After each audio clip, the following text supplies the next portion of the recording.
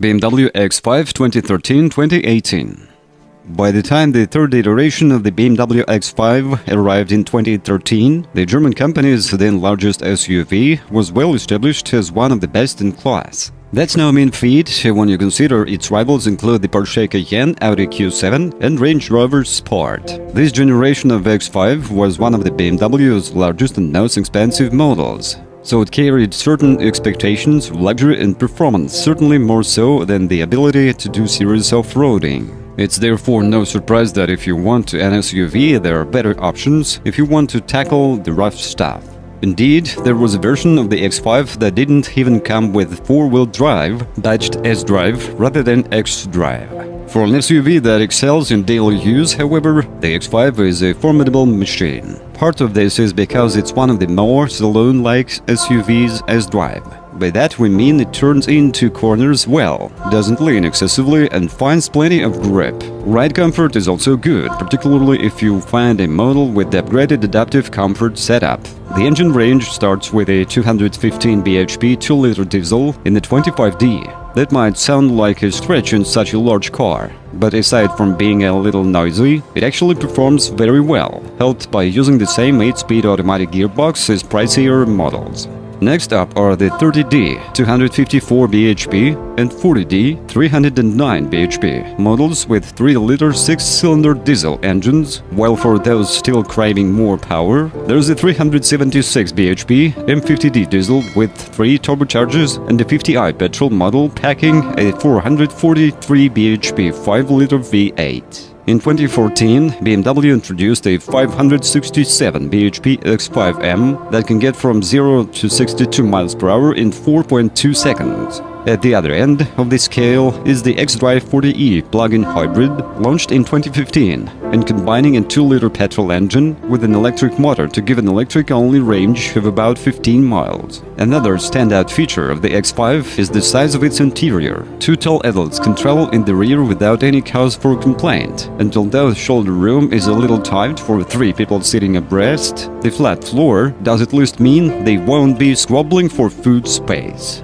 The boot is massive, plus it has no loading lip and no wheel arch intrusions. On all models bar the X5M and X-Drive 40e, buyers could also specify a third row of seats, with the extra 2 chairs folding out of the boot floor. Although only really suitable for children, they add another string to the X5's bow. In 2018, this third-generation X5 was finally replaced by an all-new and updated model, in an effort to take the crown back from such luxury SUV heavyweights as the Audi Q7 and the Range Rover Sport. This new fourth-generation X5 calls on its traditional virtues as key to its undoubted success, namely a suitably upmarket interior and the same tight handling that made this version so promising. Not to mention air suspension as standard, which promises an even smoother and more comfortable ride. The X5 is an extremely versatile car and can cover big distances with ease, making it ideal for families who do lots of traveling. As such, it's important to go over the interior carefully to look for wear and damage. Being such a wide car, it's also susceptible to scuffs and scratches on the body panels and wheels, so check these properly. Include the roof in your inspection, just in case it had been used to carry bicycles or a roof box. As a flagship BMW, the X5 has plenty of gadgets, so spend time making sure they all work properly, from the powered tailgate to the DAB radio and the sat-nav. The engines and gearbox are largely carried over from the previous X5, where they proved impressively robust, and any electrical gremlins that might appear can often be resolved with a software update carried out by a BMW dealer. Inspect the condition of the tires and consider asking for a new set to be fitted or the asking price discounted accordingly if they are worn. Rear tailgates have been known to creak and might require a new latch to stop this. The rear view camera, where fitted, can stop working and could also require a new unit to solve the problem. Firstly, there's the possibility of the child safety locks not engaging fully on cars fitted with the optional soft close rear doors, which affects models built until April 2014. The seatbelts on the X5s equipped with comfort rear seats that were produced between September 13th and 22nd, 2014 might not restrain occupants in a collision.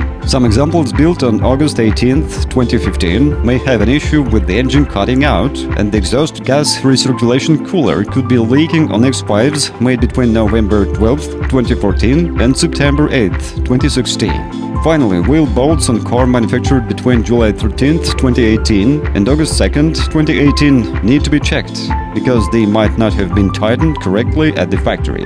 Any BMW dealer will be able to tell you if your car has had any appropriate recall work carried out. This generation of BMW X5 finished in second place in the large and luxury SUVs category in our latest reliability survey, well ahead of rivals such as the Volvo XC90 and Range Rover Sport.